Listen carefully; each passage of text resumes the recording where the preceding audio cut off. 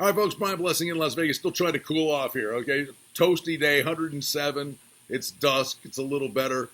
As soon as I do this video, believe me, taking this portly body and cooling it off.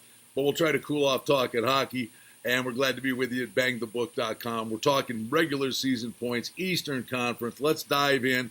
We'll go alphabetically. We start with the Boston Bruins, 100.5. Bruins just win. They lose Johansson in the offseason, but the bottom line is a fish rots from the head down, or the head knows what it's doing. They know what they're doing in Boston. They're probably going to go over 100 points again. So over 100.5, probably have to go that route with Boston. Buffalo, like what they've done in the offseason to a degree, 83.5. Don't forget they had a 10-game winning streak last year, then fell apart. Ralph Kruger comes in. Intriguing hire as a head coach, more of a motivational guy. They get Johansson to come over from the Bruins, VC from the Rangers, big trade expected with Ristolainen.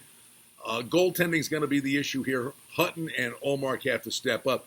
I do think the Sabres go over 83.5 points. Carolina, this is one, 94.5 up to 95.5. I could see regression last year, post-game celebration, the jerks, all the fun they had. I could see Carolina coming back to the pack here. I would go under the total on Carolina.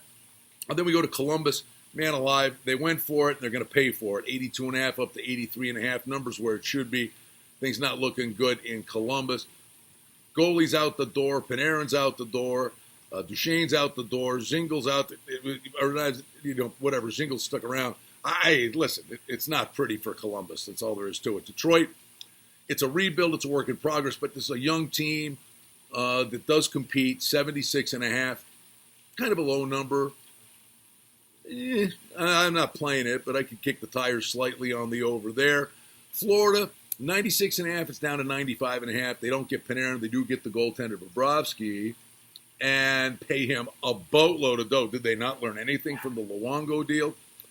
They get some wonderful players. It's just a hodgepodge, man. It's in and out. It's up and down. Consistency is the thing they got to strive for.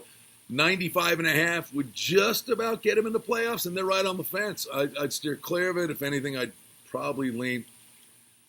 No, I'm staying away. I mean, Bobrovsky could be a difference maker. Then we go to Montreal, 89.5. It's down to 88.5. This organization really overachieved last year. Everybody thought it was them and Ottawa were going to be horrific. Some young talent, not the biggest team, a lot of speed, a lot of compete, though. Trending the right way, but could be another year away. Then we go to Jersey, 88.5. And on paper, all the things they've done have looked really good. You bring Subban in there, they get Gusev, and you look at this Jersey team trying to keep Taylor Hall happy, and of course you get the first pick of the draft with Hughes.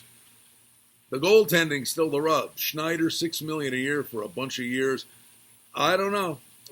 It probably would lean to the over 88.5. It's no gut since you make the playoffs, but I think with that new infusion of talent, they go over that. Islanders, 94.5 down to 92.5. The best thing they got going for them is Barry Trotz. They don't keep Robin Leonard. I think it's going to benefit the Chicago Blackhawks. I don't know where the goals come from. They kept Anders Lee. He's a nice player, but I just don't know where goals come from for this Islanders team. Rangers, 88.5. Hey, you get Trouba in there. All of a sudden you get Capocacco and Panarin, and the Rangers are intriguing, and I think they'll have a bounce in their step. And listen, I like the Georgiev kid. You got Lundqvist and Georgiev. I like the Rangers to go over 88.5. Ottawa, 68.5 up to 70.5. Long way to go, but there's an infusion of young talent that's going to make their way in. I think the young defenseman Brandstrom's going to be good for them. They do compete. I could see Ottawa getting over 70.5, and I'm on board with that move to the over. Flyers, middle of the road, 90.5. I think this is going to be a real streaky team, just real streaky. I'd steer clear of it. 90.5, numbers right where it should be. Penguins, 95.5 up to 96.5. Best thing the Pens got going for them is they got knocked out early. They'll have fresher legs.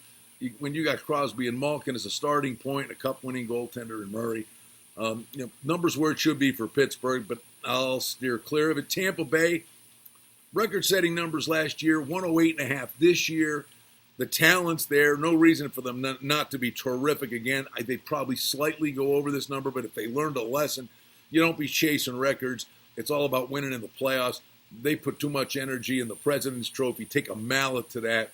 Maybe they learned a lesson. I do think the Leafs go over 102.5.